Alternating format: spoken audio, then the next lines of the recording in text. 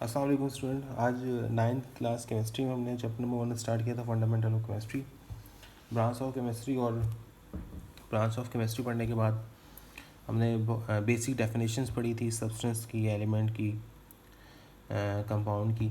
इन सब पढ़ने के बाद जो हमारे पास नेक्स्ट टॉपिक जो हमारी बुक में मौजूद है वो है वैलेंसी। और हमारे पास क्वेश्चन भी बुक में ही लिखा हुआ है, व्हाट इज़ वैलेंसी। तो आज हम वैलेंसी की डेफिनेशन भी पढ़ेंगे और इसके साथ साथ कुछ इसकी एग्जांपल्स को भी समझेंगे। ठीक है, तो सबसे पहले हमारे पास वैलेंसी है क्या, तो हेडिंग आ जाएगी हमारे पास वैलेंसी। ठीक है,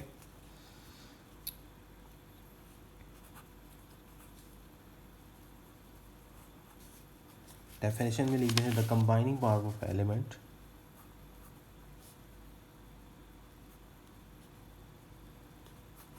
combining power of an element with the other। एक एलिमेंट का दूसरे एलिमेंट के साथ कंबाइन होने की जो पावर है उसे हम एलिमेंट कहते हैं, इज कॉल्ड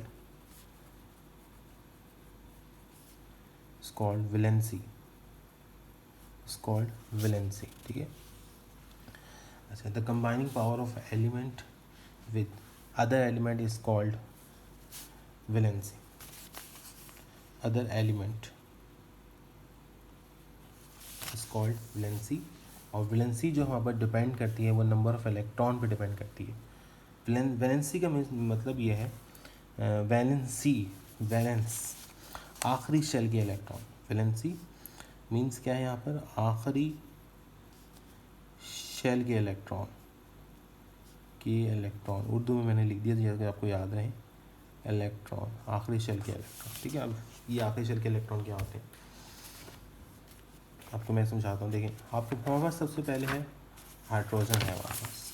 ठीक है, हाइड्रोजन को देखेंगे तो उसका एटॉमिक नंबर हमारे पास है 1। ठीक है, हाइड्रोजन का एटॉमिक नंबर 1 है, 1। इस 1 का मतलब ये है कि इसमें 1 इलेक्ट्रॉन है। ठीक है, इसके पास 1 इलेक्ट्रॉन है। अच्छा, जो भी एक एलिमेंट जो अल्लाह ताला ने बनाया है उसे न्यूट्रल बनाया है। तो अगर हम हाइड्रोजन की बात करें तो अगर उसके पास 1 इलेक्ट्रॉन है तो इलेक्ट्रॉन के ऊपर नेगेटिव चार्ज है। तो अल्लाह ताला ने चूँकि एलिमेंट को जो है वो न्यूट्रल बनाया है, ज़्यादातर एलिमेंट्स को न्यूट्रल बनाया है, तो इसे न्यूट्रल करने के लिए अगर इसका एटॉमिक नंबर 1 है तो इसके पास प्रोटॉन भी 1 होंगे। मींस नंबर ऑफ़ इलेक्ट्रॉन और प्रोटॉन इक्वल होते हैं। अब मैं अगर अच्छा, और ये न्यूक्लियस में प्रोटॉन होते हैं, न्यूट्रॉन होते हैं और सराउंडिंग में इलेक्ट्रॉन्स मूव करते हैं। और ये जो इलेक्ट्रॉन्स मूव करते हैं ये शेल कहलाते हैं। इलेक्ट्रॉन कहाँ मूव करते हैं, शेल में मूव करते हैं। सही, इसके सराउंडिंग में, न्यूक्लियस की सराउंडिंग में मौजूद शेल में इलेक्ट्रॉन मूव करते हैं। जब मैं कहता हूँ कि इसका एटॉमिक नंबर 1 है तो इसका प्रोटॉन 1 है और इसके साथ साथ सराउंडिंग में इलेक्ट्रॉन भी 1 है। ठीक है। अच्छा, एक और रूल याद रखें, हर एलिमेंट की कोशिश होती है कि, अच्छा, इसमें 2 तरह की कैटेगरी पाई जाती है।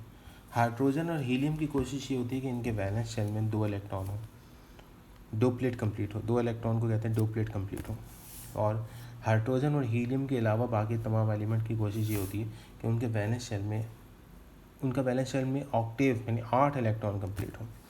जब हम हाइड्रोजन की बात करते हैं तो हाइड्रोजन के साथ क्या है कि इसका एटॉमिक नंबर 1 है, तो इसके पास 8 इलेक्ट्रॉन तो नहीं आ सकते। तो इसकी कोशिश ये होती है कि इसके पहले शेल में एटलीस्ट 2 इलेक्ट्रॉन तो आ जाएं।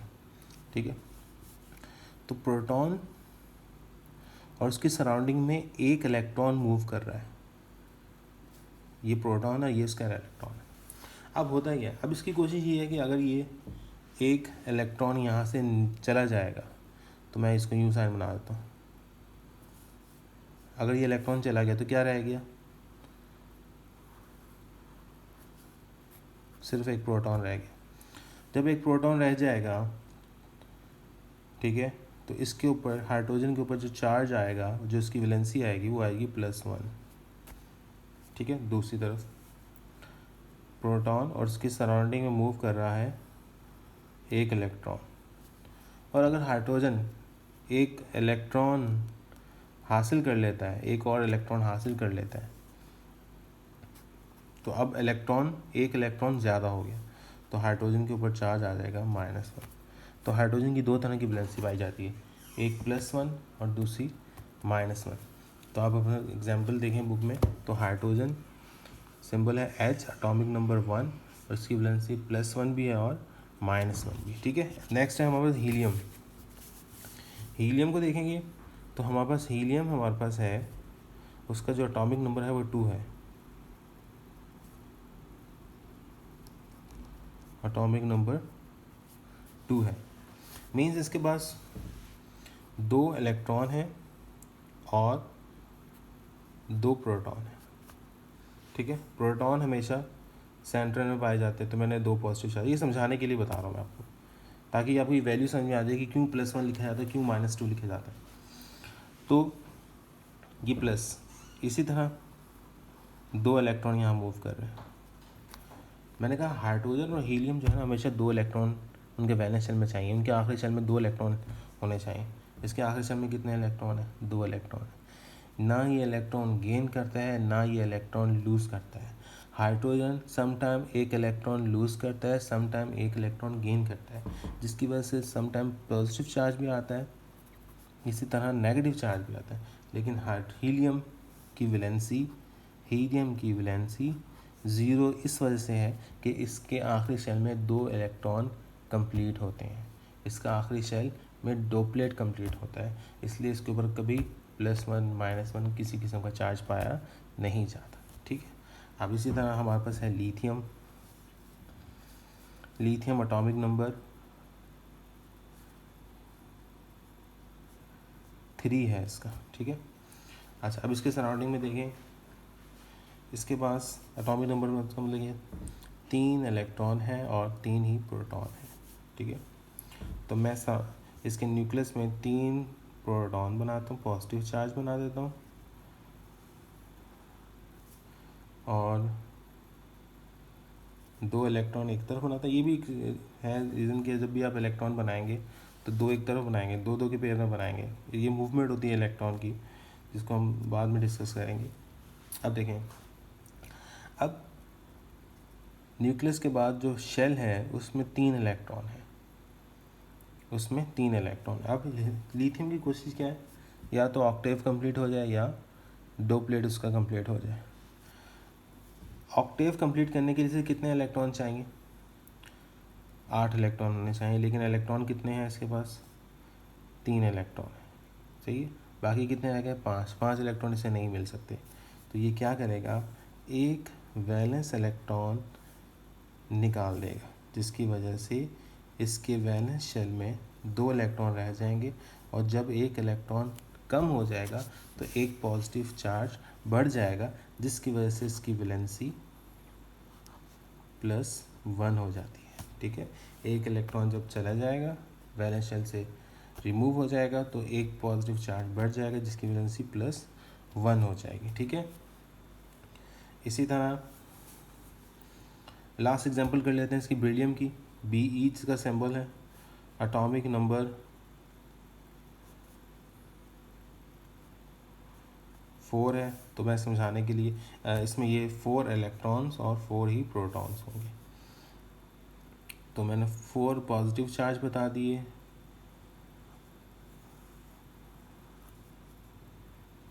ठीक है। पहले शेल में 2 इलेक्ट्रॉन, दूसरे शेल में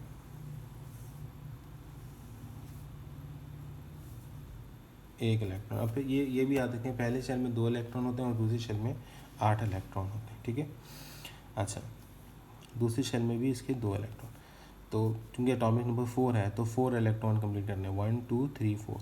अब होगा क्या, अब इससे वैलेंस शेल में इसको कंप्लीट करने के लिए 6 इलेक्ट्रॉन चाहिए, इससे 6 इलेक्ट्रॉन नहीं मिलेंगे, तो ये दोनों इलेक्ट्रॉन यहाँ से रिमूव हो जाएंगे। तो जब 2 इलेक्ट्रॉन रिमूव हो जाएंगे तो न्यूक्लियस के बाद पहले शेल में दो इलेक्ट्रॉन रह जाएंगे, तो 2 इलेक्ट्रॉन कम हो गए तो 2 प्रोटॉन यहाँ बढ़ गए, जिसकी वजह से बेरिलियम पर हमेशा +2 चार्ज आता है, बेरिलियम पर +2 चार्ज आता है। ठीक है, लिथियम हमने हीलियम को समझा, हमने लिथियम को समझा। तो लिथियम के पहले शेल में 2 इलेक्ट्रॉन, इसको यूँ लिख दें। सेकंड शेल में 1 इलेक्ट्रॉन, ये 1 इलेक्ट्रॉन यहाँ लिख देता हूँ, यहाँ से रिमूव हो गया, जिसकी वजह से 1 प्रोटॉन बढ़ गया, तो एक पॉजिटिव चार्ज आया। क्लियर? तो ये हमारे पास हो गई डेफिनेशन और कुछ इसकी एग्जांपल्स भी हो गई। तो हमारे पास वैलेंसी क्या है? The combining power of an element with other element is called valency. Means क्या है? इसके आखिरी शेल के इलेक्ट्रॉन्स, सही है। जब आखिरी शेल का 1 इलेक्ट्रॉन रिमूव होता है तो +1 चार्ज आता है, आखिरी शेल के 2 इलेक्ट्रॉन रिमूव हो जाएंगे तो +2 चार्ज आ जाएगा। ठीक है, ये इलेक्ट्रॉन ही रिमूव होते हैं, प्रोटॉन रिमूव नहीं करने, इलेक्ट्रॉन को रिमूव करते हैं। तो अगर 1 इलेक्ट्रॉन रिमूव हुआ तो +1 चार्ज, 1 इलेक्ट्रॉन गेन हुआ तो ये -1 चार्ज, जैसे कि हमारे पास हाइड्रोजन के केस में हुआ था। ठीक है स्टूडेंट। अच्छा स्टूडेंट, नेक्स्ट हमारे पास है जो डेफिनेशन जो हमारी बुक में दी हुई है वो है कंपाउंड। इंपॉर्टेंट क्वेश्चन है कि आपसे एग्जाम में पूछा जा सकता है, कंपाउंड बताएं, कंपाउंड के डिफाइन करें। Define compound and right the chemical formula of the following, ये इंपॉर्टेंट क्वेश्चन है। Define compound. कंपाउंड आ सब्सटेंस फॉर्म्ड, डेफिनेशन लिख लेते हैं इसकी। आ substance formed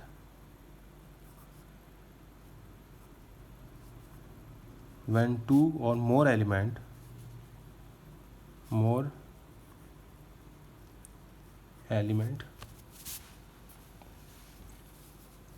are chemically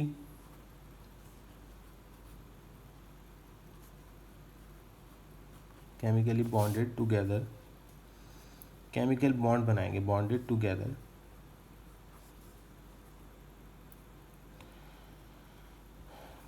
together in a fixed ratio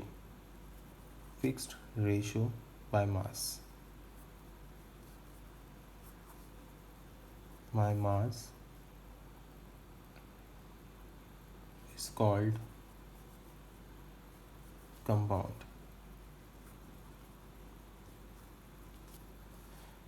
सबसे पहले जो एग्जांपल है मैं आपको बताता हूँ। फॉर एग्जांपल हमारे पास है वाटर,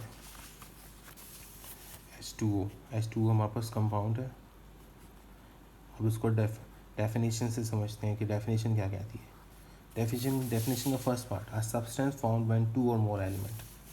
यहाँ हमारे पास कितने एलिमेंट हैं? हमारे पास एक है हाइड्रोजन और दूसरा ऑक्सीजन, तो एलिमेंट हो गया हमारे पास, 2 एलिमेंट हो गए हाइड्रोजन। और ये हाइड्रोजन और ऑक्सीजन जो कंपाउंड बनाया है ये हमारे पास केमिकल बॉन्ड बनने की वजह से बना है। जब ये केमिकल बॉन्ड बनने से कंपाउंड बना तो इनके दरमियान में एक रेशो पाया गया। ठीक है, अब रेशो क्या है कि हाइड्रोजन, जब 2 एटम्स ऑफ हाइड्रोजन कंबाइन होंगे विद 1 एटम्स ऑफ ऑक्सीजन तो रेशो बनेगा 2:1। तो वाटर के मॉलिक्यूल्स, जो वाटर का जो कंपाउंड बनता है उसका रेशियो 2:1 होता है। ठीक है, इसी तरह नेक्स्ट हमारे पास है सिलिकॉन डाइऑक्साइड। ठीक, SI, ये सिलिकॉन है। ये कुछ एलिमेंट हमारे पास ऐसे होते हैं जिसका सिंबल एक अल्फ़ाबेट से होता है, कुछ एलिमेंट ऐसे होते हैं जिनके साथ एक कैपिटल लेटर के साथ एक स्मॉल लेटर भी लगाया जाता है। तो silicon SI, silicon dioxide, silicon dioxide पढ़ेंगे कैसे? जैसे हमारे पास है कार्बन डाइऑक्साइड, पहले पढ़ेंगे कार्बन, ये डाई मीन्स 2, देन ऑक्साइड। इसी तरह सिलिकॉन डाइऑक्साइड, यहाँ से पढ़ेंगे सिलिकॉन को, यहाँ पढ़ेंगे इसको डाई को, देन ऑक्साइड, तो सिलिकॉन डाइऑक्साइड। तो सिलिकॉन डाइऑक्साइड, अब यहाँ पे हमारे पास कितने एलिमेंट? 2 एलिमेंट, एक है सिलिकॉन और एक ऑक्सीजन। सिलिकॉन का 1 एटम कंबाइन हुआ रेशो में किसके? ऑक्सीजन के 2, तो रेशो बना 1:2। ठीक है, तो हमारे पास कितने, जब 2 से ज़्यादा एलिमेंट कंपाउंड होते हैं, कंबाइन होते हैं केमिकल बॉन्ड के ज़रिए, तो वो एक रेशो बनाते हैं, फिक्स रेशो बाय मास बनाते हैं, जिसे हम कहते हैं कंपाउंड, जिसे हम क्या कहते हैं? कंपाउंड। ठीक है, अब आपके पास बुक में आएंगे तो हमारे पास कुछ इसकी डेफिनेशंस भी दी हुई, ठीक है। अब ये याद रखें, देखें आपको मैं यहाँ पे क्वेश्चन आपके पास एग्जाम में आता है, क्वेश्चन ये आता है कि डिफाइंड कंपाउंड, कंपाउंड की डेफिनेशन आपने लिख ली, लेकिन आपके पास नेक्स्ट आता है right the chemical formula of sand, caustic soda, common salt, washing soda, lime stone, sugar, ठीक है। ये इस तरह के आपके पास क्वेश्चन एग्जाम में बहुत दफ़ा पूछे गए। तो वाटर का फार्मूला क्या होता है, H2O, वाटर का बेसिक फार्मूला, जो सबसे आसान फार्मूला है वो H2O। Silicon dioxide, sand formula क्या होता है, सिलिकॉन डाइऑक्साइड, कैसे पढ़ना ये मैं बता चुका हूँ, सिलिकॉन डाइऑक्साइड। सोडियम हाइड्रोक्साइड को कास्टिक सोडा कहते हैं, सोडियम हाइड्रोक्साइड को कास्टिक सोडा कहते हैं, ठीक है। Sodium NaOH, CaUST, caustic soda, ठीक है। सोडियम हाइड्रोक्साइड NaOH, ये हमारे पास सोडियम है, Na क्या है, सोडियम, Na क्या है, सोडियम, हाइड्रोक्साइड, OH क्या है हमारे पास, हाइड्रोक्साइड, तो पढ़ेंगे सोडियम हाइड्रोक्साइड।